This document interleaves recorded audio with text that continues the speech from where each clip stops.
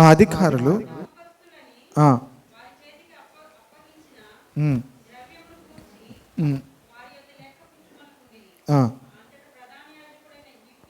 అంతట ప్రధాన యాజకుడైన హిల్కియా యెహోవా మందిరం నందు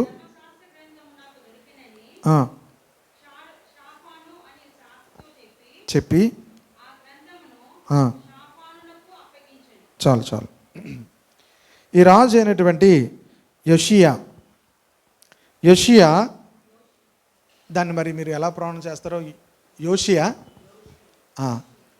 హో కాదు, యోషియా.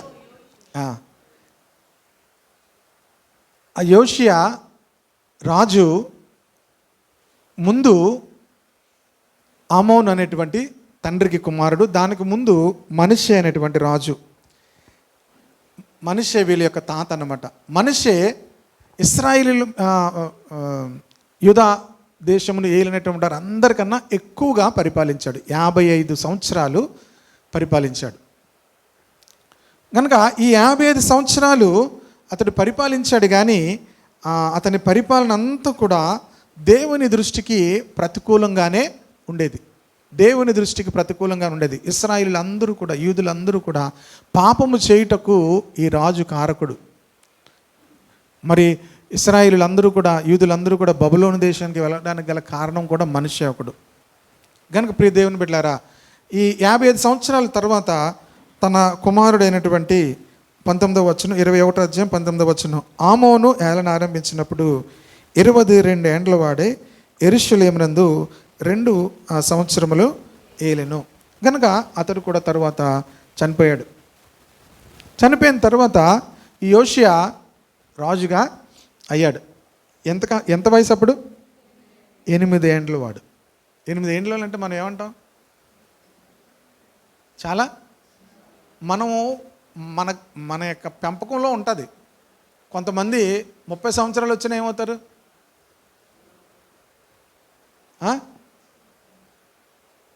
ఆశజ్యోతి గారు పాపను పిలుస్తారు. ఆశజ్యోతి గారు అమ్మగారు ఆశజ్యోతి గారు ఏం పిలుస్తారంటే, ఏం పిలుస్తారండి? చింతల్లి. బాబు వాళ్ళకి అనకండి బాబు అన్నాను నేను ఒకసారి. మన పిల్లలు మన దగ్గర ఎప్పటికి కూడా ఏమవుతారు? చిన్నోళ్ళే. మన పిల్లలు మన దగ్గర ఎప్పటికి కూడా చిన్నోళ్ళే. ఎందుకు చెప్పాను? ఎందుకంటే మనం వాళ్ళు చిన్నపిల్లలాగే పెంచుతాం. ఈ రాజు ఎన్ని సంవత్సరాలు?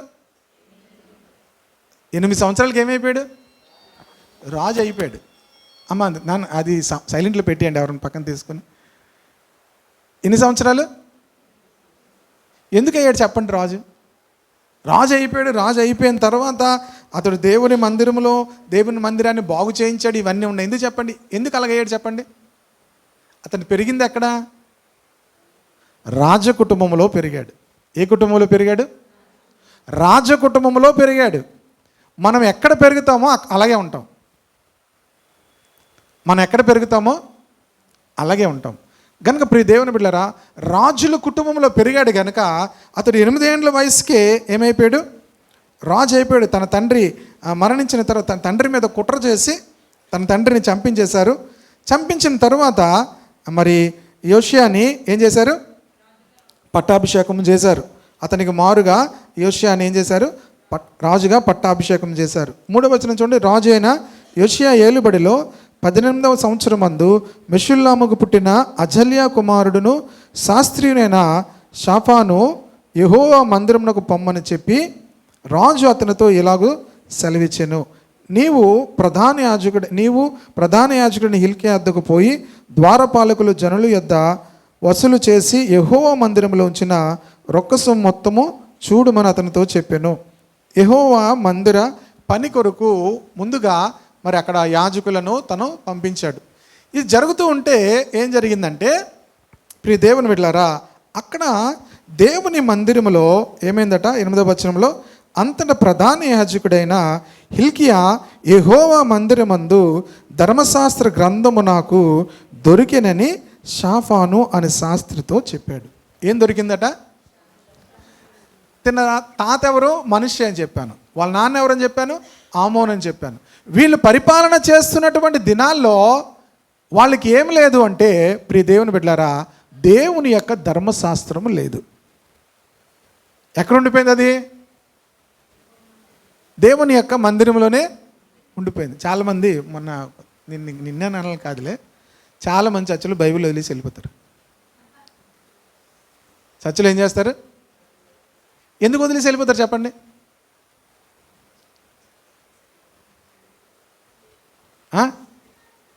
అందుకని తమ్ముడు మొన్న అన్నాడు కానీ ఇంకెవరిని అంటే నాకు మళ్ళీ తలకాయ నొప్పి.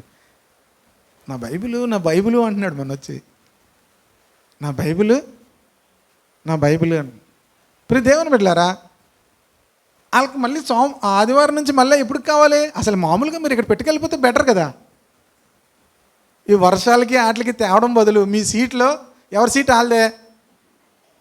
సీట్లు మ్యాక్సిమం ఎవరు మారు. మీ సీట్లో ఆ బైబిల్ అలా కట్టుకుని వెళ్ళిపోతే ఏమవుద్ది? వచ్చే వారం వరకు కూడా అలాగే ఉంటుంది. ఈ మనిషే ఏలిన కాలం కూడా ఎప్పుడూ కూడా వాళ్ళ ధర్మశాస్త్రం ఏం చేయలేదు? చదవలేదు. ధర్మశాస్త్రం అంటే ప్రియ దేవుని బిడ్డలారా, మనకులాగా ఇప్పుడు బైబిల్ ఉండేది కాదు. 5 ఎస్పెషలీ మోషే రాసినటువంటి కాండాలు వాళ్ళకు ఉండేవి. మోషే రాసిన 5 కాండాలు కూడా వారికి ఉండేవి. ప్రియ దేవుని బిడ్డలారా, దీనిని ధ్యానించాలని దేవుడు యెహోషువకు కూడా చెప్పాడు. చూడండి, యెహోషువ గ్రంథం 1వ అధ్యాయము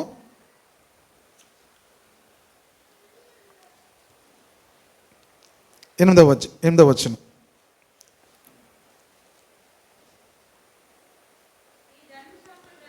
ఈ ధర్మశాస్త్ర గ్రంథమును నీవు బోధింపక తప్పిపోకూడదు. దానిలో వ్రాయబడిన వాటన్నిటి ప్రకారము చేయుటకు నీవు జాగ్రత్త పడినట్లు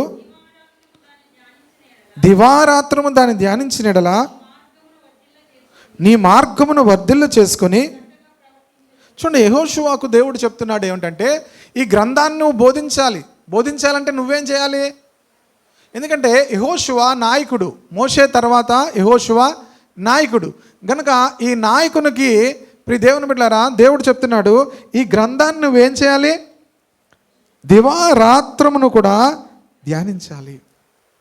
దివారాత్రము కూడా ధ్యానిస్తే నీ మార్గమును వర్ధిల్ల చేసుకొని చక్కగా ప్రవర్తించు. 2, 1 వర్ధిల్లుతావు. నీ మార్గములో నువ్వేమవుతావు? చక్కగా ప్రవర్తిస్తావు. నువ్వు నడిచే మార్గంలో నువ్వు వర్ధిల్లాలి అంటే, నువ్వు నడిచే మార్గంలో నువ్వు చక్కగా ప్రవర్తించాలంటే దివారాత్రము ఈ వాక్యమును ఏం చేయాలి?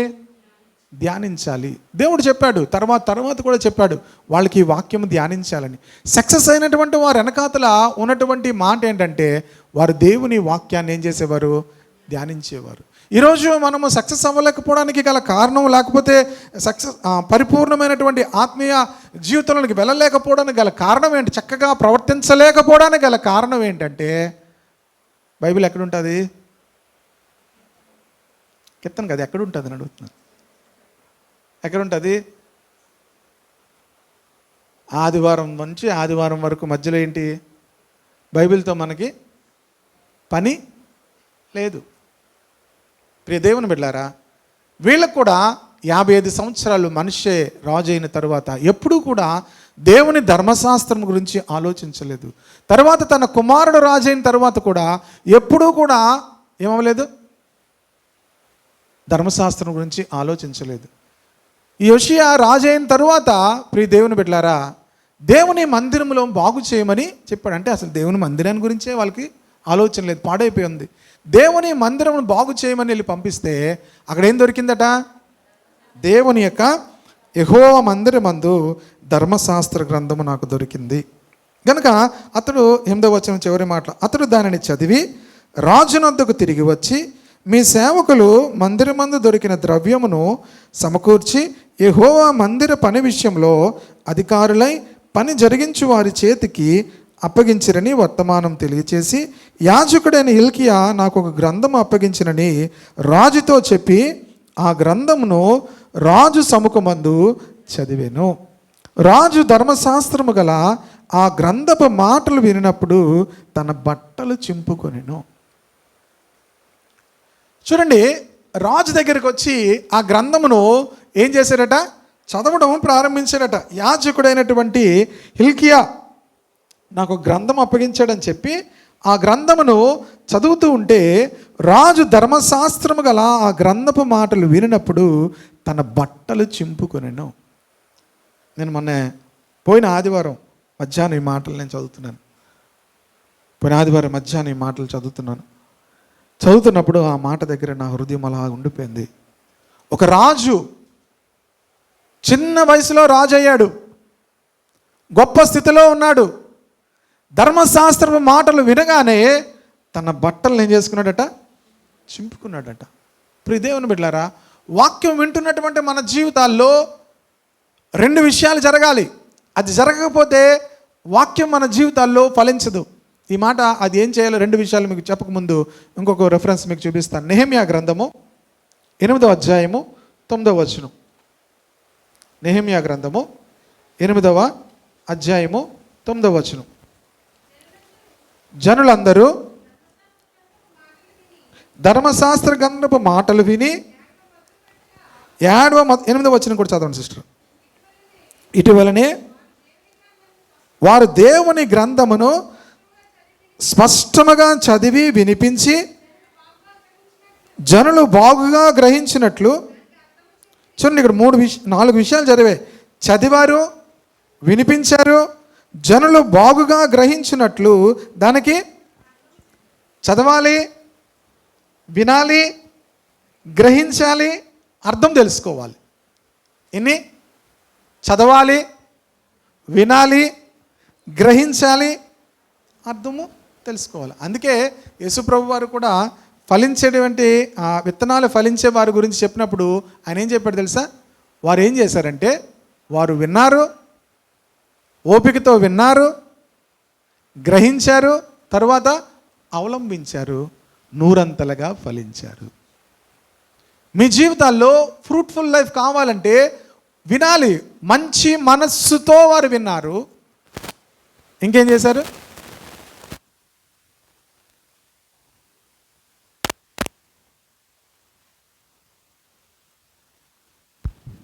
Praise the lord. కనుక ఇక్కడ వాళ్ళు ఏం చేశారట?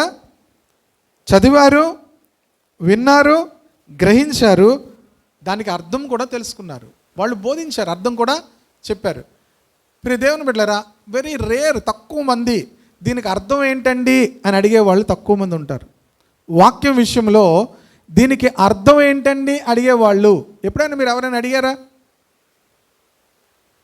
నాకు కొంచెం ట్రబుల్ పెట్టి బేస్ తగ్గించి. ఎప్పుడైనా దీని అర్థం ఏంటండి, ఈ వాక్యం యొక్క అర్థం ఏంటండి రక్షించబడిన తరువాత మీరు ఎప్పుడైనా ఎవరినైనా వెళ్ళి అడిగారా? అర్థమైపోయింది కదా మాకంతా. మాకేమైపోయింది? అర్థమైపోయింది కదా.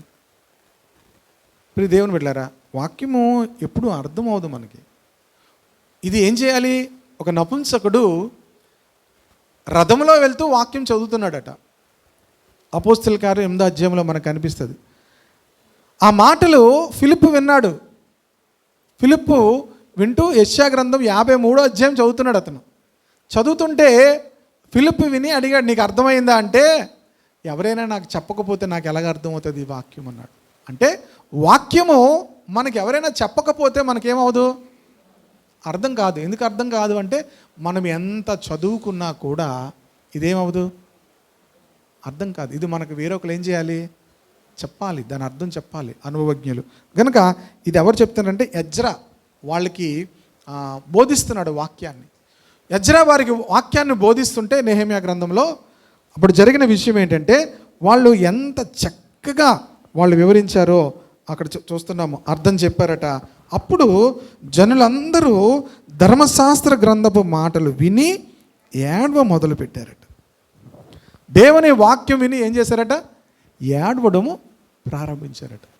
ఈరోజు మిమ్మల్ని అందరినీ ఒక ప్రశ్న అడుగుతాను. ఎప్పుడైనా వాక్యం విన్న తర్వాత లేకపోతే వాక్యం చదివిన తర్వాత ఎప్పుడైనా ఏడ్చారా? మీరు ఏం ఒప్పుకండి, ఏమీ చూపించకండి. ప్రశ్న అలా మీ హృదయాల్లో వేసుకోండి. ఎందుకంటే కొంతమంది ఊపారు అనుకోండి, కొంతమంది ఊపరు. ఊపరు అంటే వాళ్ళకి ఆ అనుభవం ఉండదు కనుక వాళ్ళు ఏం ఓపరు కనుక ఎవరిని నేను తక్కువ చేసే కాదు, కానీ అందరూ మీరు అలాగ ఆలోచించుకొని ఈ ప్రశ్నకి మీరు సమాధానం చెప్పండి, చెప్పుకోండి మీ మనసులో. వాక్యం విన్న తర్వాత కానీ, వాక్యం చదివిన తర్వాత కానీ ఎప్పుడైనా మీరు ఏడ్చారా? ఏం చెప్పొద్దు, అలా ప్రశ్నకు జవాబు చెప్పుకోండి. ఒకవేళ అలాగ అవ్వకపోతే మీకు నేను రాసిస్తాను, మీరు పరలోకం వెళ్ళరు. మీరు రాసుకోండి, నేను పరలోకం వెళ్ళను అని మీరు రాసుకోండి. ఒకవేళ మీకు ఇక్కడ డౌట్ ఉంటే తర్వాత మీరు నన్ను అడగండి, దానికి సంబంధించిన మాటలు మీకు నేను చూపిస్తాను. ఎందుకంటే మీకు మారు మనసు రాలేదన్నమాట. దైవ చిత్తానుసారమైన దుఃఖము దేవుని చిత్తానుసారంగా దుఃఖపడిన వాళ్ళు గొప్ప మారు మనసు పొందుతారు. హల్లెలూయా.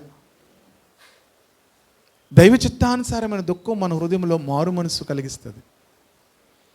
ప్రియ దేవుని బిడ్డలారా, నేను ఎప్పుడూ వాక్యం విన్న తర్వాత ఏడవలేదు, లేకపోతే నా హృదయం అది గుచ్చుకొని నాకు బాధ కలిగించలేదు అంటే, ప్రియ దేవుని బిడ్డలారా, మీకు ఇంకా మారు మనసు రాలేదు. కనుక జనులందరూ ధర్మశాస్త్రపు గ్రంథపు మాటలు విని ఏడవ మొదలు పెట్టారట. ఏం చేయడం ప్రారంభించారట? ఏడవడం ప్రారంభించారట. ప్రియ దేవుని బిడ్డలారా, వాక్యం వింటున్నప్పుడు, వాక్యము చదువుతున్నప్పుడు మన హృదయాల్లో ఈ కార్యం జరగాలి. ఎందుకు జరగలేదంటే, మనము దానిని చదవకపోవడం, దానిని వినకపోవడం, గ్రహించకపోవడం, అర్థం తెలియకపోవడం, ఈ 4 జరగట్లేదు కనుక మన హృదయాల్లో అలాంటి భావం కలగట్లేదు. గనుక వాక్యము మన హృదయాల్లో వెళ్ళిన తరువాత, ప్రియ దేవుని బిడ్డలారా, అనేక సార్లు నేను ఏడ్చాను. ఎందుకో తెలుసా? ఆ వాక్యము నా హృదయాన్ని ఏం చేసింది?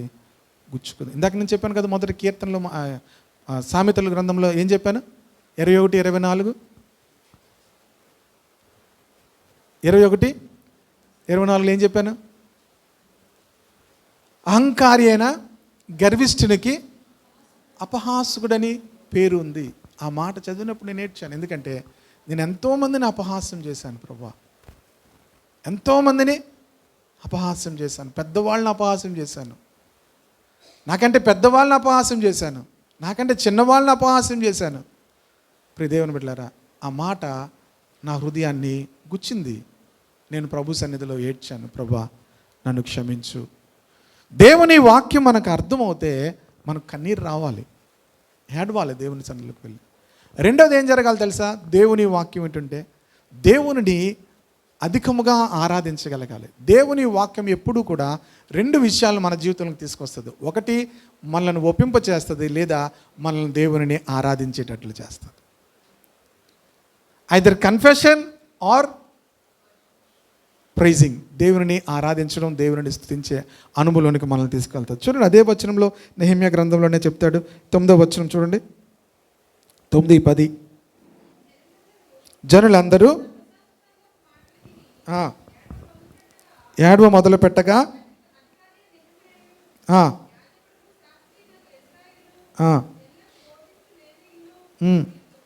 మీరు దుఃఖపడవద్దు, ఏడవద్దు, ఈ దినము చెప్పిరి. పదండి,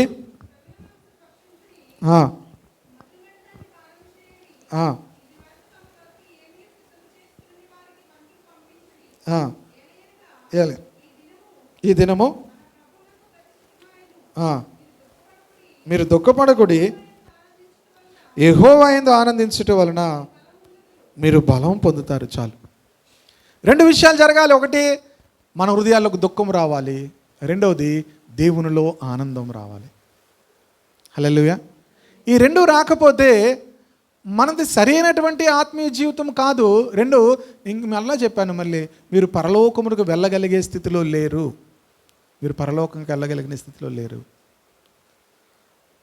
ప్రియ దేవుని బిడ్డలారా, ఈ 2 ఖచ్చితంగా జరగాలి. జరిగితేనే అది మన జీవితాల్లో అది వాక్యము ఫలిస్తుంది, వాక్యము కార్యము జరిగిస్తుంది. హల్లెలూయా. కనుక మరలా ఈ రాజుల గ్రంథంకి వచ్చేద్దాం. రాజు ఏం చేశాడంటే ఆ మాటలు వినగానే బట్టలు చింపుకున్నాడట. బట్టలు చింపుకున్నాడు. ఎందుకు చింపుకున్నాడో కూడా చెప్తున్నాడు చూడండి. 13వ వచనం, మీరు పోయి ఈ గ్రంథపు మాటలను గురించి నా విషయంలోనూ జనుల విషయంలోనూ యెహోవా యొద్ద విచారణ చేయుడి. మన పితరులు తమ విషయంలో వ్రాయబడిన దాని అంతటి ప్రకారము చేయక ఈ గ్రంథపు మాటలను వినని వారైరు గనుక యెహోవా కోపాగ్ని. చూడండి, రాజు చెప్తున్నాడు, మన పితరులు ఇందులో రాయబడిన ఏ మాటను కూడా వారు గైకొనలేదు. ఈరోజు దేవుని కోపం మన మీద ఉందంటే, ఈరోజు దేవుని కోపం దేశం మీద ఉందంటే, ఈరోజు దేవుని కోపం ప్రజల మీద ఉందంటే కారణం ఏంటంటే మన పితరులు దీంట్లో రాయబడిన ఏ మాటను కూడా వారు గైకొనలేదు. రాజు దేవుని మాట ప్రకారంగానే జీవిస్తున్నాడు. రాజు చాలా దేవుని యందు భయభక్తులు కలిగే ఉన్నాడు. మొదటి వచనంలోనే చూసాం. 2వ వచనంలో అతడు యథార్థముగా దేవుని దృష్టికి నడుచుకుంటున్నాడు. కుడికి కానీ ఎడమకు కానీ తిరిగక. తను ఎలా ఉన్నాడంటే తను యథార్థముగా జీవిస్తున్నాడు. దావీదు నడిచినట్లుగానే నడుస్తున్నాడు. కానీ ఆ మాటలు వినినప్పుడు తన బట్టలను ఏం చేసుకున్నాడట? ఆత్మీయ జీవితము ప్రియ దేవుని బిడ్డలారా, నేను బాగున్నానని ఎప్పుడు అనుకోదు. నేను బాగున్నాను అనుకున్నామంటే మనము సరైనటువంటి ఆత్మీయ స్థితిలో లేవు. మా పితరులు కూడా నీ వాక్యమును గైకొనలేదు. ఈరోజు మా దేశము, ఈరోజు మా పరిస్థితులు ఇలా ఉన్నాయి అంటే నీ వాక్యము మేము ఏం చేయలేదు, గైకొనలేదు. రాజు ఒప్పుకుంటున్నాడు, ఈ మాటలు వినని వారే గనుక యెహోవా కోపాగ్ని మన మీద ఇంత అధికముగా ఉన్నది గనుక. 13వ వచనం, మీరు పోయి దొరికిన ఈ గ్రంథపు మాటలను గురించి నా విషయంలోనూ జనుల విషయంలోనూ యూదావారు అందరి విషయంలోనూ యెహోవా యొద్ద విచారణ చేయండి. మొదటిది నా విషయంలో మీరు దేవుని యొద్ద విచారణ చేయండి. రెండవది జనులు అన్నాడంటే ఇశ్రాయేలు అందరూ అనమాట. ఇదే వచనం మీరు క్లియర్గా 32వ దినవృత్తాంతాలు 34:21 ఉంటుంది. ఇశ్రాయేలు గురించి అని ఉంటుంది. ఇప్పుడు తీయద్దు, ఎవరు సమయం చాలదు కనుక. ఇశ్రాయేలు అందరి గురించి, అలాగే యూదావారు అందరి గురించి కూడా యెహోవా యొద్ద ఏం చేయండి, విచారణ చేయండి. దేవుని యొద్ద విచారణ చేయండి. ప్రియ దేవుని బిడ్డలారా, రాజు చెప్తున్నాడు విచారణ చేయండి. దేవుని సన్నిధికి వెళ్ళండి. దేవుని సన్నిధిలో ఏం చేయాలి, విచారణ చేయండి. మన పితరులు తమ విషయంలో ఏం చేశారు, వీటన్నిటి విషయంలో తప్పిపోయారు, వీటన్నిటిని కూడా గైకొనలేదు కనుక అని చెప్తూ 14వ వచనం చూడండి. కాబట్టి యాజకుడైన హిల్కీయాయును అహికామును అక్బోరును షాఫానును ఆషాయును ప్రవక్తను ఈమె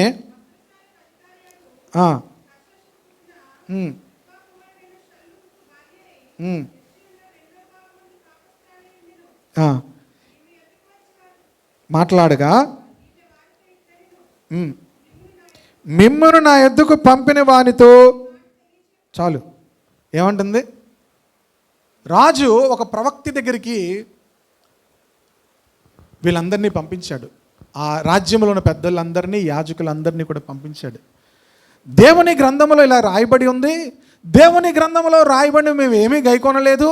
ఈరోజు మా దేశం అంతా కూడా దేవుని కోపంతో నిండిపోయింది గనక మేమందరము కూడా ఏం చేయాలి, నేనేం చేయాలి, ఇశ్రాయేలు ఏం చేయాలి, యూదా వారందరూ కూడా ఏం చేయాలి, మొత్తముగా ఏం చేయాలి, నేనేం చేయాలి, ఈ జనులందరూ కూడా ఏం చేయాలి.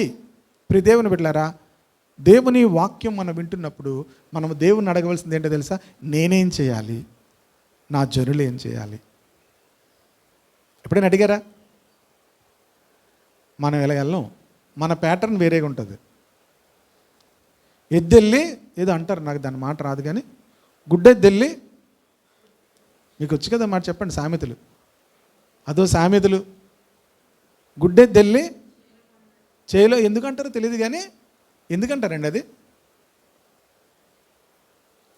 ఇప్పుడు దేవుని బిడ్డలారా, మనం అలా వెళ్ళిపోతూ ఉంటాం అంతే. ప్రియ దేవుని బిడ్డలారా, మనము దేవుని మాటలు వింటున్నప్పుడు దేవుని సన్నిధికి వెళ్ళి ఏం చేయాలి తెలుసా? నేనేం చేయాలి, నా జనులు ఏం చేయాలి, మీరు దేవుని యొద్ద విచారించండి. కొన్ని రోజుల క్రితము నేను రాత్రి పడుకున్నాను, చాలాసేపు నిద్ర పట్టలేదు, చాలా పడుకున్నాను. పడుకోగానే ఒక కళ వచ్చింది. వస్తాయి మీకు కళ్ళు? ఏమొస్తాయి? దెయ్యాలు వస్తాయా? టీవీలు వస్తాయా? సినిమాకి వెళ్ళినట్టు వస్తాయా? వస్తాయా? వెళ్తావు కదా నువ్వు, వెళ్ళే వరకు వస్తావు. ఇప్పుడు దేవుని బిడ్డలారా, కళ్ళు వస్తుంటే, కళ్ళు వచ్చినప్పుడు కళల ద్వారా దేవుడు మనతో మాట్లాడతాడు. ఏం మాట్లాడతాడు? అసలు మనం ఎలాగున్నామో చెప్తాడు. ఎవరి గురించో మనకి ఎందుకండి, అసలు మనం ఎలాగున్నామో మనకు తెలియాలి. మనం ఎలాగున్నామో అని. ఆ రాత్రి కళ వచ్చింది, తెలివి వచ్చింది. కళ వచ్చిన తర్వాత మరలా పడుకున్నాను. మరలా పడుకున్న తర్వాత మరలా కళ వచ్చింది. మరలా కళ వచ్చింది, మరలా లేచాను. మరలా కళ వచ్చింది. 3 సార్లు వచ్చింది కళ. 3 సార్లు కళలో కూడా ముగ్గురు కూడా వేరే వేరే వ్యక్తులు. ముగ్గురు కూడా వేరే వేరే వ్యక్తులు నా కళలో కనిపించారు. నేను ఆ 3 కళలు వచ్చిన తర్వాత ఇంకా లేచాను. లేచి ప్రభు ఏదో నాతో మాట్లాడుతున్నారు, ప్రభు నాకేదో చెప్తున్నారు గనుక నేను లేవాలని చెప్పి లేచిపోయాను. టైము బహుశా 3 అలాగై ఉండొచ్చు. లేచి నేను ప్రార్థన చేయడం ప్రారంభించాను. ప్రార్థన చేస్తున్నప్పుడు పరిశుద్ధాత్మ దేవుడు ముగ్గురు వ్యక్తులు విషయంలో దేవుడు నాకు ఒకే విషయాన్ని నాకు నేర్పిస్తున్నాడు. అది ఎవరి గురించో కాదే, ఎవరి గురించి దేవుడు నాకేం చెప్పట్లేదు. ఆ ముగ్గురు వ్యక్తులు ఎందుకు దేవుడు నాకు చూపించాడు అని మీకు కంగారు పడకుండా ఉండాలంటే వాళ్ళు ఇక్కడ లేరు, ముగ్గురు లేరు ఇక్కడ. ప్రశాంతంగా ఉండండి. ఓకే, ఎవరు? నేనా, నువ్వా నువ్వా నువ్వా అనే ముగ్గురు ఇక్కడ లేరు, మనకు సంబంధించిన వాళ్ళు కారు. ఓకేనా? కనుక ఆ ముగ్గురు వ్యక్తులు నాకు ఎందుకు కనిపించారు అని నేను దేవుడిని అడగడం ప్రారంభించాను. ప్రభు ఎందుకు కనిపిస్తున్నారు? పరిశుద్ధాత్మ దేవుడు ఎంత చక్కగా నాకు ఆ విషయాన్ని అర్థం చేశాడంటే నేను అనుకున్నాను, దేవుడు అనంత జ్ఞాని, మహాజ్ఞాని. బ్యూటిఫుల్గా దేవుడు నన్ను కరెక్ట్ చేయడం ప్రారంభించి, అసలు నాకు దేవుడు చెప్పకపోతే నేను ఆ విషయంలో ఎవరు చెప్పినా విన్నాను. అసలు కరెక్ట్ చేసుకోను, అసలు నేను కరెక్ట్ చేసుకోను. అందులో కరెక్ట్ చేసుకోవడానికి అవకాశం ఏ మనుషుడు కూడా నాకు చెప్పలేడు. బ్యూటిఫుల్గా దేవుడు నాతో మాట్లాడడం ప్రారంభం. అది చెప్పాను కదా, చాలా చిన్న మైనర్ థింగ్ అనమాట. లాస్ట్ వీక్ కూడా నేను చెప్పాను, హోలీ స్పిరిట్తో మనం నింపబడి ఉన్నప్పుడు ఈవెన్ ఆ తాగేసినటువంటి ఆ ఖాళీ టిన్ అలా విసిరిన తర్వాత ఆ వ్యక్తికి ఏమనిపించింది హృదయంలో? నేను అలా చేయకూడదు అని చెప్పి వెళ్ళి అది తీసి అది వేరే చోట పెట్టాడు. అక్కడ కూడా పెట్టకూడదు, ఎక్కడ పెట్టాలో అది ఎక్కడ వేయాలో డస్ట్బిన్లో అక్కడ వేశాడు. హోలీ స్పిరిట్ పరిశుద్ధాత్ముడు మన జీవితాల్లో ఎంత చక్కగా కరెక్ట్ చేస్తాడు. నేను లేచి దేవుడిని స్తుతించడం ప్రారంభించాను. 2 ఒకవైపు నా విషయంలో నేను ఒప్పుకోవడం ప్రారంభించాను. మీకు నేను చెప్తే మీరు నన్ను అడిగితే అందులో మీ తప్పేముందండి అని మీరు అడుగుతారు. కానీ వెన్ గాడ్ టోల్డ్, దేవుడు మాట్లాడాడు. ముగ్గురు వ్యక్తుల విషయంలో చూపించాడు. ముగ్గురు విషయంలో కూడా ఒకే విధంగా జరిగింది. ఏంటి ప్రభువా నేనేం చేయాలి? నేను ఈ విషయంలో నేనేంటి ప్రభువా, నేను చేసిన తప్పేంటి అని అడిగినప్పుడు పరిశుద్ధాత్మ దేవుడు వారి విషయమై నాకు మాట్లాడాడు. ప్రియ దేవుని బిడ్డలారా, నా హృదయాన్ని ఆ విషయంలో, నా ఆలోచనను, నా అభిప్రాయాన్ని నేను మార్చుకున్నాను. Then I got great peace in my heart. నా హృదయంలో గొప్ప సమాధానం వచ్చింది. మన జీవితంలో దేవుని యొక్క నది ప్రవహించకుండా ఎన్నో అడ్డులు ఉంటాయి. దేవుని యొక్క నది ప్రవహించకుండా ఎన్నో అడ్డులు ఉంటాయి. వాటిని తీసేస్తే ప్రియ దేవుని బిడ్డలారా, దేవుని యొక్క నది మన హృదయాల్లోంచి ప్రవహిస్తుంది. దేవుని యొక్క జీవం మనలోంచి ప్రవహిస్తుంది. దేవుని యొక్క శక్తి మనలోంచి ప్రవహిస్తుంది. ప్రియ దేవుని బిడ్డలారా, ఆ రాత్రి నేను చాలాసేపు ప్రభు సన్నిధిలో ప్రార్థన చేశాను. ఆ రాత్రి మాత్రమే కాదు, జ్ఞాపకం వచ్చినప్పుడల్లా కూడా దేవుని సన్నిధిలో నేను ఆ విషయంలో ప్రభా నేను కరెక్ట్ చేసుకుంటాను అని చెప్పి నేను మాట్లాడాను, ప్రార్థన చేసుకున్నాను. ప్రభు దగ్గర ఒక నిబంధన చేసుకున్నాను. ఆమె ఎప్పుడైనా నిబంధన చేసుకున్నారో ప్రభు దగ్గర? మనుషుల దగ్గర మనం నిబంధన చేసుకుంటాం. మనుషులతో నిబంధన గొప్పది కాదు, కానీ దేవునితో నిబంధన చేసుకోవాలి. హల్లెలూయా. ఎవరితో నిబంధన చేసుకోవాలి? దేవునితో నిబంధన చేసుకోవాలి. ప్రభా నాయన, ఇక మీదట నేను అలా ఆలోచించను, ఇక మీదట నేను అనుకున్నట్టుగా కాదు, నువ్వు పరిశుద్ధుడవు. ఆయన పరిశుద్ధత ఎదుట ఆయన ముఖ కాంతిలో మన రహస్య పాపములు కనబడతాయి. పాపం అనగానే వ్యభిచారము, పాపం అనగానే దొంగతనము, పాపం అనగానే హత్య, అత్యాచారాలు, ఇవి పాపాలు అనుకుంటాం. హోలీ స్పిరిట్ మీకు చూపిస్తే ఈవెన్ చిన్న మైనర్ థింగ్స్ కూడా చూపిస్తాడు. మీరు కరెక్ట్ చేసుకోవడానికి, మీరు పరిశుద్ధాత్మకు మీరు లోబడితే అన్నది కూడా కరెక్ట్ చేస్తాడు. అన్నారా? అనపోవడం ఏంటండి బోల్డ్. ఎల్వే అన్నారా? నేను బోల్డ్ సార్లు అంటే ఇంకొంచెం అయితే వాళ్ళు ఎల్వే చేసాగానే అంటారా? చూడండి, ఇవన్నీ మనం ఎన్నిసార్లు అన్నాం. Holy Spirit will convict. Even ఇలాంటి చిన్న చిన్న మాటలను కూడా కరెక్ట్ చేస్తాడు. ఆ రాత్రి ఇప్పటికీ నేను ప్రభుని స్తుతిస్తున్నాను మీకు చెప్తూ కూడా, హౌ గాడ్ వండర్ఫుల్గా దేవుడు నన్ను కరెక్ట్ చేశాడు ఆ 3 విషయాల్లో. దేవుని వాక్యము మనం చదువుతున్నప్పుడు, దేవుని మాట మనం వింటున్నప్పుడు, పరిశుద్ధాత్మ దేవుడు ఈవెన్ స్మాల్ థింగ్స్ కూడా కరెక్ట్ చేయడం ప్రారంభిస్తాడు. మీరు ఆ కరెక్ట్ చేసుకుంటుంటే మీరు దేవుని యొక్క శక్తిని, దేవుని యొక్క దీవెనలను మీరు అనుభవించగలుగుతారు. హల్లెలూయా, హల్లెలూయా. కనుక ఈ రాజు తన సింహాసనం నుంచి దిగి తన బట్టలు చింపుకొని ప్రవక్త దగ్గరికి వెళ్ళి పంపిస్తున్నాడు. అడగండి ఏం చేయాలి మనము, అడగండి ఏం చేయాలి మనం, నా కోసం నేనేం చేయాలి, నా ప్రజల కోసం నేనేం చేయాలి, యూదా వారు అందరి కోసం కూడా నేను ఏం చేయాలో వెళ్ళి ప్రవక్త దగ్గరికి వెళ్ళి అడగండి అన్నాడు. ప్రవక్త చెప్తుంది 15వ వచనము, ఈమె వారితో ఇట్లనేను, మిమ్మును నా ఎద్దుకు పంపిన వానితో. నేను చదువుతున్నప్పుడు ఇది ఆగాను అలాగా. ఏమంటుంది ఆమె? మిమ్మును నా ఎద్దుకు పంపించిన రాజుగారితో ఈ మాట చెప్పండి అంటలేదు. ఏమంటుంది? మిమ్మును నా యొద్దకు పంపిన వానితో ఈ మాట చెప్పండి అన్నది. ఏమన్నది? మనకు టచ్ అయిపోతే ఏంటి? నేను ఏమన్నది? ప్రవక్త ఏమన్నది? మిమ్మును నా యొద్దకు పంపిన వానితో ఈ మాట చెప్పండి అన్నది. మనకేమవుతాయి? అప్పుడు దాకా పైల్స్ లేకపోయినా పైల్స్ వచ్చేస్తాయి అప్పటికే. ప్రియ దేవుని బిడ్డలారా, కోపం వచ్చేస్తుంది మనకి. ఏమన్నది? మిమ్మల్ని నా యొద్దకు పంపిన వానితో ఈ మాట చెప్పండి. యెహోవా సెలవిచ్చినదేమనగా, యోధా రాజు చదివించిన గ్రంథములో వ్రాయబడి ఉన్న కీడంతటిని ఏది విడిచిపెట్టకుండా నేను ఈ స్థలం మీదకి దాని కాపురస్తుల మీదకి నేను రప్పిస్తాను. ఈ జనులు నన్ను విడిచి ఇతర దేవతలకు ధూపం వేశారు, తమ సకల కార్యముల చేత నాకు ఏం చేశారు? కోపం పుట్టించున్నారు గనుక నా కోపం ఆరిపోకుండా ఈ స్థలం మీద. అందుకే బైబిల్ చదవాలి. దేవుడు ఏమై ఉన్నాడు? మీరేం చెప్తారు? ఇప్పుడు ఈ వ్యసనం చేసి చెప్పండి. దేవుడు ఏమై ఉన్నాడు? ప్రేమ అయి ఉన్నాడు. ఏముంది సార్? అక్కడ చూడండి, ఆ వచనం చదవండి. ఈ జనులు నన్ను విడిచి ఇతరుల దేవతలకు ధూపం వేయచ్చు, సకల కార్యముల చేత నాకేం చేశారు?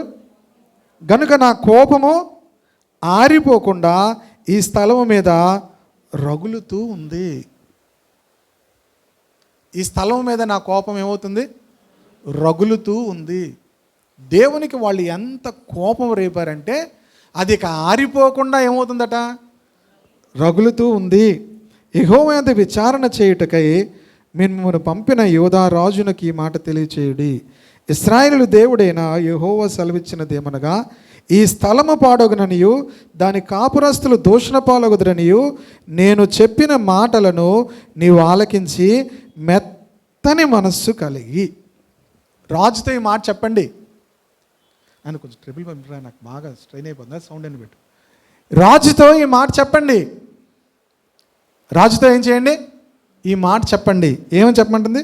ఆ మాటలు నువ్వు ఆలకించి మెత్తని మనస్సు కలిగి. ఏ మనస్సు? మెత్తని మనస్సు కలిగి. ఎందుకు రాజు ప్రతిస్పందించాడు ఆ మాటలు వినగానంటే అతనికి ఏముంది? మెత్తని మనస్సు. ఒక రాయిని తీసుకెళ్ళి నీటిలో వేసిన తర్వాత ఒక 10-15 రోజుల తర్వాత తీస్తే రాయి ఏమవుతుంది? ఒక స్పాంజ్ని వేయండి నీటిలో, తర్వాత దాన్ని బయటికి తీయండి, దాన్ని నొక్కండి, ఏమొస్తుంది? అది అబ్జర్వ్ చేసుకుంది నీటి అంతటినీ కూడా. మీరు ఎక్కడికి వెళ్తున్నా దేవుని యొక్క జీవాన్ని అబ్జర్వ్ చేసుకోవాలి. రాళ్ళులాగా ఉండిపోవడానికి దేవుడు మనల్ని పిలవలేదు. దేవునితో కలుసుకున్నప్పుడు, నువ్వు ప్రార్థన చేస్తున్నప్పుడు, నువ్వు వాక్యం వింటున్నప్పుడు, వాక్యం చదువుతున్నప్పుడు దేవుని జీవాన్ని అబ్జర్వ్ చేసుకోవాలి. నిన్ను ఎవరైనా ఇలా నొక్కగానే దేవుని జీవం బయటికి రావాలి. హల్లెలూయా. నిన్ను ఎవరైనా నొక్కగానే ఏమవ్వాలి? రాయి నొక్కితే ఏమొస్తుంది?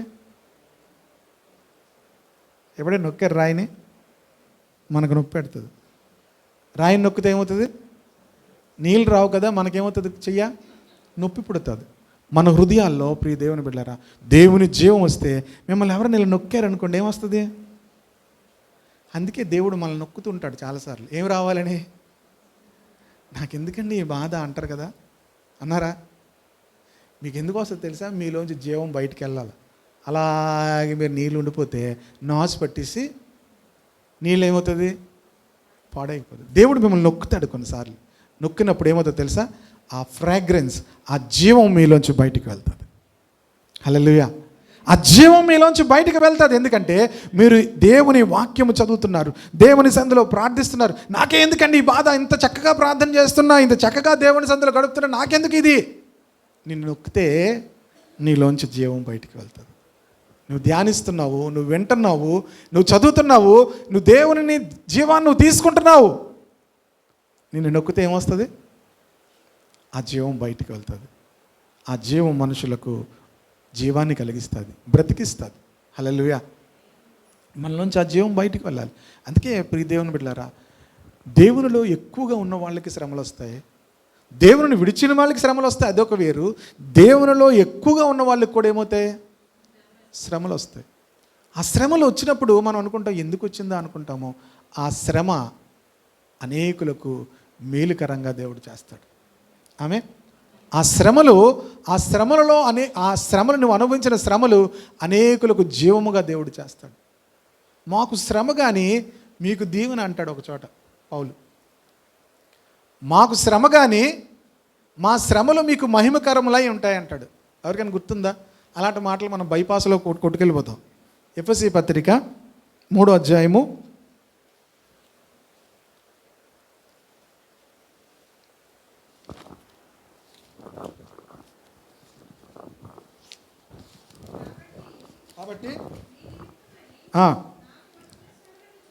'వచ్చిన చెప్పండి సిస్టర్ గారు అందరికీ. అంటే మీకు ఆ శ్రమ చక్కగా మీకు కనబడిందంటే వాక్యం అండర్లైన్ చేసి ఉంటారు మీరు. Thank you. చేయలేదా? అండర్లైన్ చేశారంటే అంత ఖచ్చితంగా కనబడిందంటే మీకు అంత గుర్తుందని అని చెప్తున్నా. చదవండి సిస్టర్.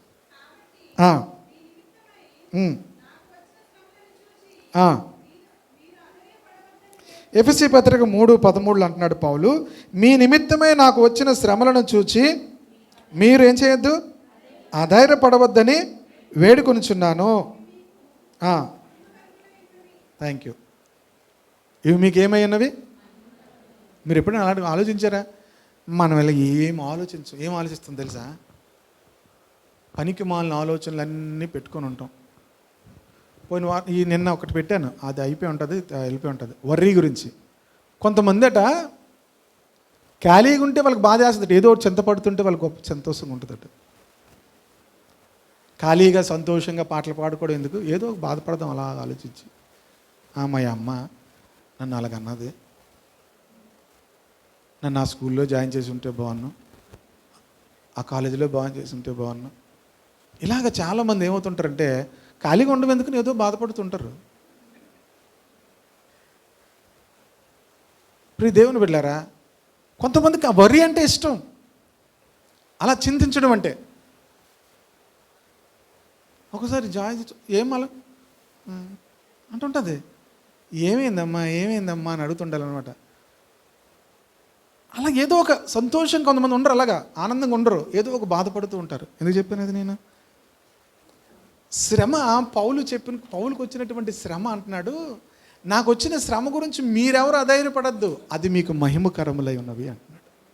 నా శ్రమలో నుంచి నన్ను నొక్కితే, నన్ను కొడితే, నన్ను తిడితే నాలోంచి జీవం బయటకు వెళ్తుంది. నన్ను తిడితే చంపేస్తాను. మనం ఏమంటాం? నన్ను తిడితే, పౌలు అంటున్నాడు, నన్ను కొడితే, నన్ను తిడితే, నాకు హింస కలిగితే అవి మీకు మహిమకరములై ఉంటాయి. ఎందుకంటే నాలో దేవుని జీవం ఉంది. ఏముంది? నాలో దేవుని జీవం ఉంది, అవి మీకు మహిమకరముగా ఉంటాయి అంటున్నాడు. పౌలుకు వచ్చిన శ్రమలు, మీ జీవితాల్లో మీకు వచ్చినటువంటి శ్రమలు ఇతరులకు మహిమకరముగా ఉండేటట్టుగా ఉండాలి. హల్లెలూయా. మోస్ట్ ఆఫ్ ది రెవల్యూషన్స్ ఎప్పుడు వస్తాయి తెలుసా? శ్రమల్లో వెళ్తున్నప్పుడే ఈ బైబిల్లో ఉన్నటువంటి గొప్ప రెవల్యూషన్స్ వస్తాయి.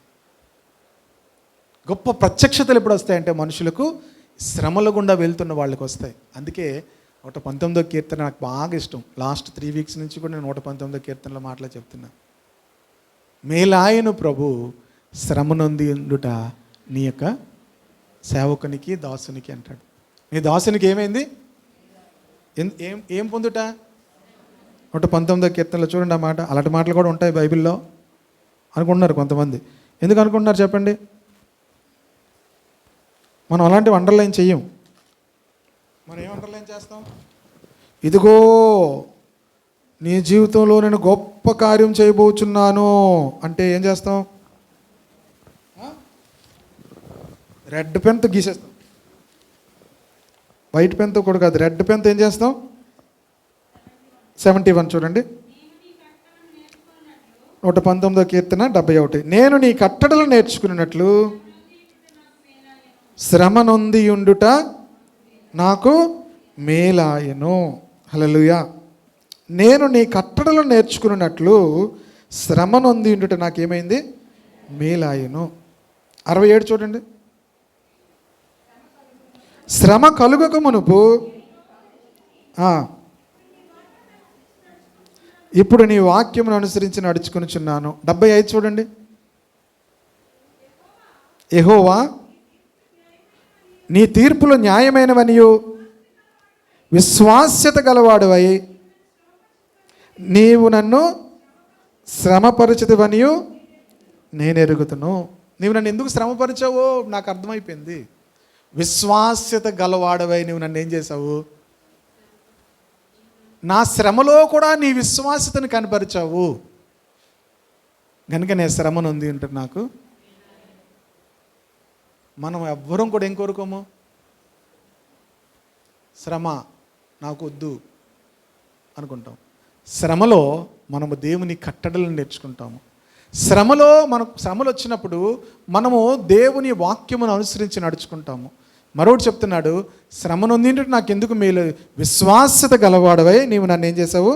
శ్రమ 143 వచనం కూడా చదువుదాము, లాస్ట్ది. శ్రమయు వేదనయు నన్ను పట్టి ఉన్నవి ఆయనను. ఆమేన్. శ్రమయు వేదనయు నన్ను ఏం చేశాయి? పట్టేసి ఉన్నాయి. కానీ నీ ఆజ్ఞలు నాకేం చేస్తున్నాయి? సంతోషము కలుగు చేస్తున్నాయి. ఎంతమంది అలా చెప్పగలరు? శ్రమలు వేదనలు నన్ను పట్టేసి ఉన్నాయి, కానీ నాకు నీ వాక్యం ఏం చేస్తుంది? నీ ఆజ్ఞలు నాకు సంతోషము కలుగు చేస్తున్నాయి. నీ మాటలు నాకేం కలుగు చేస్తున్నాయి? సంతోషాన్ని కలుగు చేస్తున్నాయి. హల్లెలూయా. ప్రియ దేవుని బిడ్డలారా, వారిని దేవుడు ఏం చేస్తాడంటే వారిని మనుష్యులకు మహిమకరముగా దేవుడు చేస్తాడు. ఆమేన్. హల్లెలూయా. మెత్తని మనస్సు ఏం చేస్తుందంటే అబ్జర్వ్ చేస్తుంది ప్రతి దానిని కూడా. మనమేం అబ్జర్వ్ చేస్తాం? ఎవరైనా ఇంటికి వెళ్ళారనుకోండి, మీరు ఏం అబ్జర్వ్ చేస్తారు? టీవీ సైజ్ ఎంతండి సైజు? టీవీ 54 ఇంచీలు. మాది 54 ఇంచీలు ఎక్కువ ఉంది, మార్చేస్తాం ఇంటికి వెళ్ళి. ఇంకేం అబ్జర్వ్ చేస్తారు? ఫ్రిడ్జా? మీరేం చేస్తారు మీరే చెప్పండి అన్న. ఎన్ని డోర్లు? 4 డోర్లు. మాది ఒకటే డోరు. ఎవరు చెప్పాలి? ఆడవాళ్ళు ఎక్కడికి వెళ్ళినా ముందు ఇవే అబ్జర్వేషన్ వాళ్ళకి. ఇంకేం చేస్తారు? పెళ్ళికి వెళ్ళారు అనుకోండి, చీర ఎంతండి? చీర 10,000. మొన్న ఎవరో చెప్పారు 10,000 అట చీర. ఎంత? 10,000. ప్రియ దేవుని బిడ్డలారా, 10,000 అనగానే వీళ్ళకి ఏమవుద్ది? వెంటనే మీరు ఎలా చూడండి, 10,000 అంట. మీరు ఎంత కొన్నారు? నాకొద్దు. ఏంటి? ప్రియ దేవుని బిడ్డలారా, చాలామంది జీవితాల్లో ఏం అబ్జర్వ్ చేస్తున్నామో మనం వాక్యం వింటున్నప్పుడు? మెత్తని మనస్సు కలిగి. ఏం కలిగాలి? మెత్తని మనస్సు కలిగి నువ్వేం చేసావు? యెహోవా సన్నిధిని దీనత్వము ధరించి. రాజు దగ్గరికి వెళ్ళి మాటలు చెప్పండి అంటున్నాడు. నువ్వు మెత్తని మనస్సు కలిగి యెహోవా సన్నిధిని దీనత్వము ధరించి. దీనత్వం గ్రేటెస్ట్ క్వాలిటీ. దీనత్వం గురించి డెఫినేషన్ ఇంతకుముందు మీకు చెప్పాను, ఎవరికైనా గుర్తుందా? సాత్వికము దీనత్వం రెండు ఒకటి కాదు. సాత్వికము అంటే డెఫినేషన్ చెప్పాను, దీనత్వం అంటే డెఫినేషన్ చెప్పాను. సాత్వికులు ధన్యులు, భూలోక రాజ్యము వారు భూలోకమును స్వతంత్రించుకుందరు. సాత్వికులు ఏం స్వతంత్రించుకుంటారట? దీనత్వం కలిగిన వారు ఏం స్వతంత్రించుకుంటారు? పరలోకము. మీరు బైబిల్లో చూడండి, అది మత్తయి సువార్త 5వ అధ్యాయం ఉంటుంది. ఆత్మవిషయమే దీనులైన వారు ధన్యులు, పరలోక రాజ్యము వారిది. సాత్వికులు ధన్యులు, వారు భూమిని స్వతంత్రించుకుందరు. సాత్వికులు అంటే ఎవరు? దీనత్వం కలిగిన వారు అంటే ఎవరు? చాలాసార్లు చెప్తాను నేను. ఎందుకు మీరు మర్చిపోతారంటే మీరు రాసుకోరు, దాన్ని ఉంచుకోరు.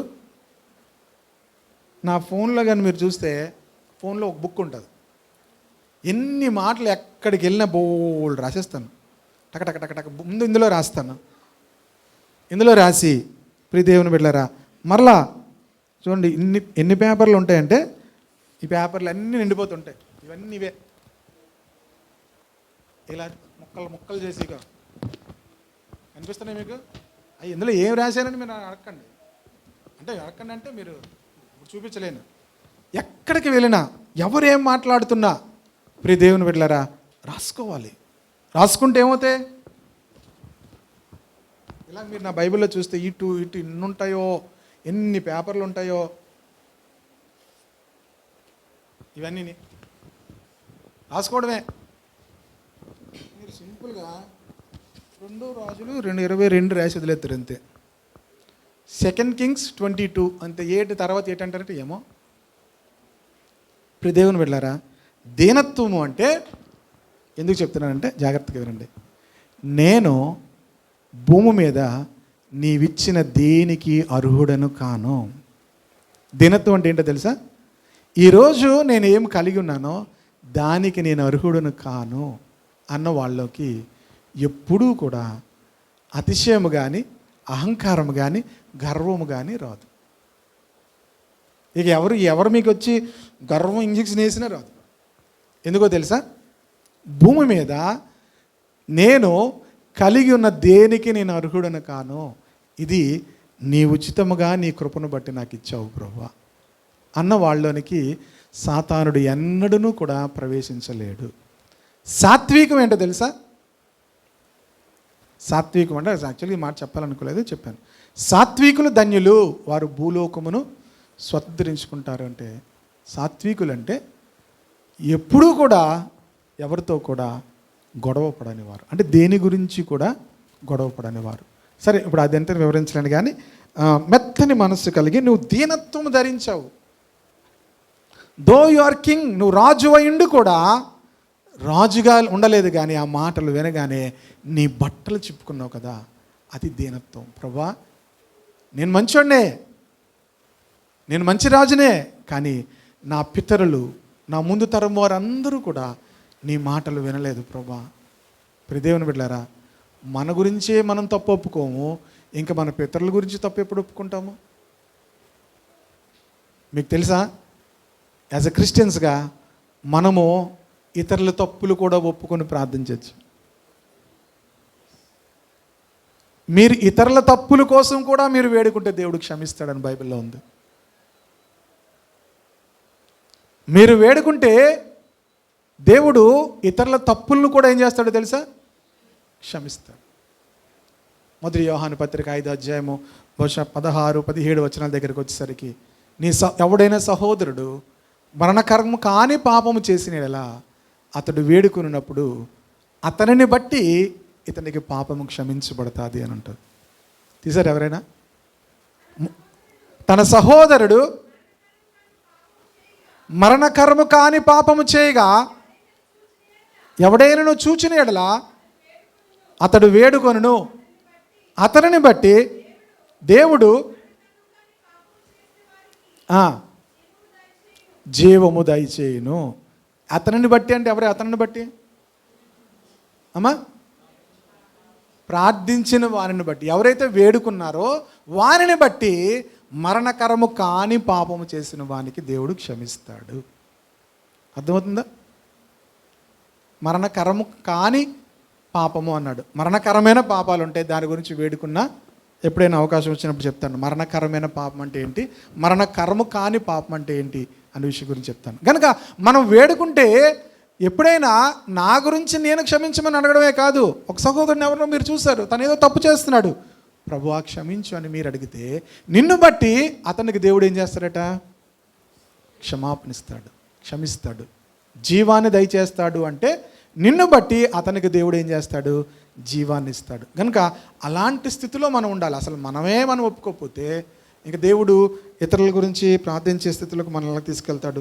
దీనత్వము ధరించి, దేనికి కూడా ప్రభువా నేను అర్హుడను కాను అనేటువంటి అనుభవం. నీ బట్టలు చింపుకొని నా సన్నిధిని కన్నీళ్లు రాల్చితివి గనుక నీవు చేయు మనవి నేను అంగీకరించి ఉన్నాను. ఆమేన్. నువ్వు దీనత్వం, మెత్తని మనస్సు కలిగి, ఏ మనస్సు కలిగి? మెత్తని మనస్సు కలిగి దీనత్వము ధరించి ఏం చేసావు? యెహోవా సన్నిధిని దీనత్వము ధరించి నీ బట్టలు చింపుకొని నా సన్నిధిని కన్నీళ్లు దార్చితివి కనుక నీవు చేయు మనవి నేను అంగీకరించి ఉన్నాను. దీనత్వం అనేది ఒక వస్త్రం.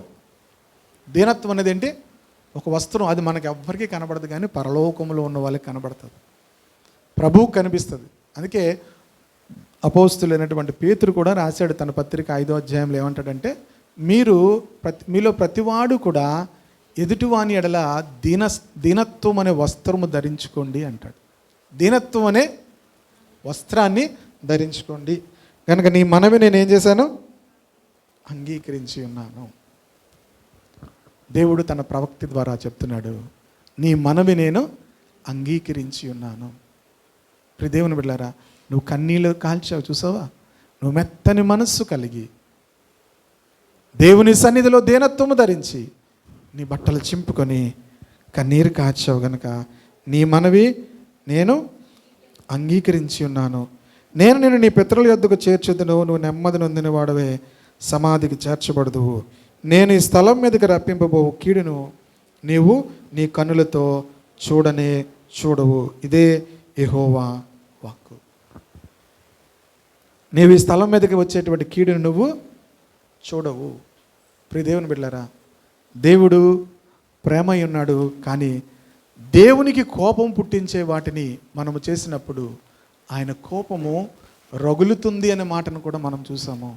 ప్రియ దేవుని బిడ్డలారా, దేవుని కోపము రగిలే వాటిని మనం చేయకూడదు. ఇశ్రాయేలీయులందరూ కూడా దేవునికి కోపం పుట్టించే వాటిని చేశారట. ఏం చేశారు అంటే, వారు దేవుని వాక్యముల గురించి అసలు ఆలోచన లేదు, దేవుని వాక్యం వారికి అక్కర్లేదు. ఏ రాజు కూడా దేవుని వాక్యము చదివించుకోలేదు, దేవుని వాక్యము చదవలేదు, వాళ్ళు పక్కన పెట్టారు.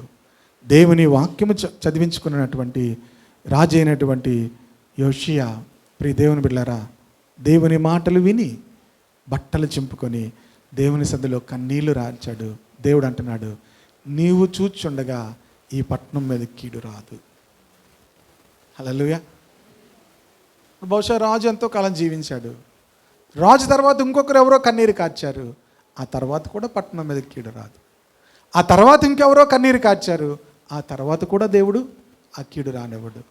ప్రియ దేవుని బిడ్డలారా, మెత్తను మనస్సు కలిగి ప్రభు సన్నిధిలో, దేవుని సన్నిధిలో తగ్గించుకొని, దీన వస్త్రం ధరించుకొని మీరు కన్నీరు విడిస్తే నీ దినముల్లో ఎన్నడూ కూడా నువ్వు కీడు చూడవు. హల్లెలూయా. ఏ కీడు కూడా ఆయన నీ జీవితం మీదకి రానివ్వడు. ఏ కీడు కూడా రానివ్వడు. ఎప్పుడో తెలుసా? ఆ వాక్యమును బట్టి కన్నీరు కార్చాలి. చాలా కన్నీళ్ళు కారుస్తాం మనం, చాలా కన్నీరు కారుస్తారు. అన్ని కన్నీళ్ళకి ఆయన కరిగిపోడు, అన్ని కన్నీళ్లకు ఆయన కరిగిపోడు. మనం మన పిల్లల కన్నీరు చూస్తే ఏం చేస్తాం? వెంటనే గ్రాంట్. ఏంటి గ్రాంట్? ఏదైనా బండైనా. జాయ్సీకి మంచి కాన్ఫిడెన్స్ ఏంటంటే, కన్నీళ్ళు విడిచిందా వాళ్ళ డాడీ వెంటనే గ్రాంట్. వెంటనే ఏంటి? ఈ ఆడపిల్లలకి ఇదొకటి తెలుసు ఏంటంటే, కన్నీటి ద్వారా సమస్తమును సాధిస్తారు. వాళ్ళు ఏం చేస్తారు? వీళ్ళు నవ్వుతున్నారు చూడండి. కన్నీటి ద్వారా వాళ్ళు సమస్తాన్ని కూడా ఏం చేస్తారు? సంపాదించేసుకుంటారు. స్కూటర్ అయితే స్కూటరు, ఫోన్ అయితే ఫోను, ఇంకేమైతే డ్రెస్సులు అయితే డ్రెస్సులు. ఒక్క కన్నీటి చాలు బొట్టు. దేవుని దగ్గర అలాంటి కన్నీటికి ఆయన ఏం మాట్లాడ్డు. ఏ కన్నీటికి ఆయనకి చలించిపోతాడు తెలుసా? హిజ్కియా కన్నీరు కార్చాడు, ఆయన ఉండలేకపోయాడు. యోషియా కన్నీరు కార్చాడు, ఆయన చెప్తున్నాడు, నీ దినములలో నా కోపం అయితే మండిపోతుంది. వాళ్ళు చేసిన పనులకు, వాళ్ళు చేసినటువంటి క్రియలకు నా కోపం మండుతుంది, కానీ నువ్వు కన్నీరు కార్చావు గనక నీ దినములలో ఆ కీడు నేను రానవను. నువ్వు చూడవు, నీ కన్నులతో ఆ కీడును చూడు. ఒకవేళ ఆ రాజు తర్వాత ఇంకొక రాజు వచ్చి కన్నీరు కారిస్తే దేవుడు ఆ కీడును రానవడు. యెహోవా దయాళుడు, దయాదాక్షిణ్య పూర్ణుడు, కరుణా వాత్సల్యములు కలిగిన వాడు, కృపా సమృద్ధి కలిగిన వాడు. ఆయన పాపం విషయంలో ఆయన ఎంత కఠినముగా ఉన్నా మనుషులు కన్నీరు కారిస్తే ఆయన దానిని దాటిపోతాడు. ఆమె వాక్యం ఈరోజు మనం ఎందుకు వింటున్నామో, ఎందుకు చదువుతున్నామో తెలుసా?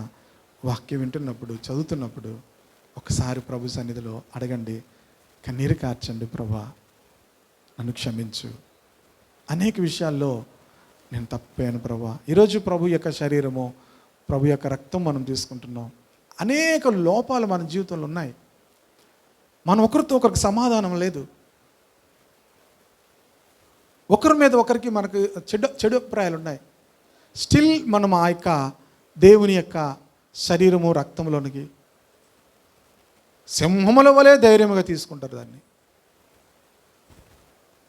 ప్రియ దేవుని బిడ్డలారా, ఈరోజు ప్రభు శరీరము, ప్రభు రక్తం తీసుకోక మునుపు మన హృదయాలు సరి చేసుకుందాము. ప్రభా, ఆ రోజు రాత్రి నేను చెప్పాను కదా, ఎంత సమయమో నేను దేవుని సందులో ప్రార్థించాను. ఒకవేళ ఏ మనిషికి చెప్పినా దాంట్లో నా తప్పేమీ లేదనే చెప్పగలరు, కానీ దేవుడు 3 వ్యక్తులు నాకు ఎందుకు చూపించాడు? ఇప్పుడు వాళ్ళు ఇక్కడ లేరని చెప్పాను, ఎక్కడెక్కడో ఉన్నారు వాళ్ళు. 3 వ్యక్తుల విషయంలో కూడా జరిగింది, ఒకటే విషయం జరిగింది.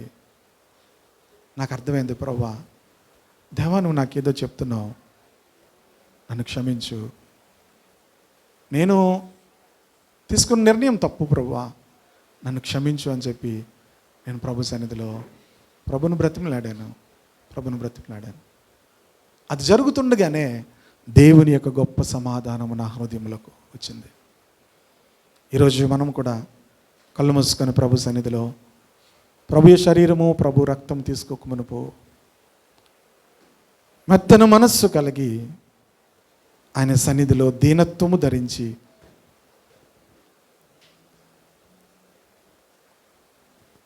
ప్రభు సన్నిధిలో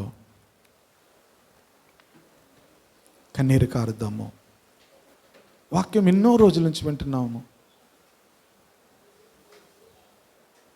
ఎవరితో కూడా సమాధానం లేకుండానే బ్రతికేస్తున్నాము.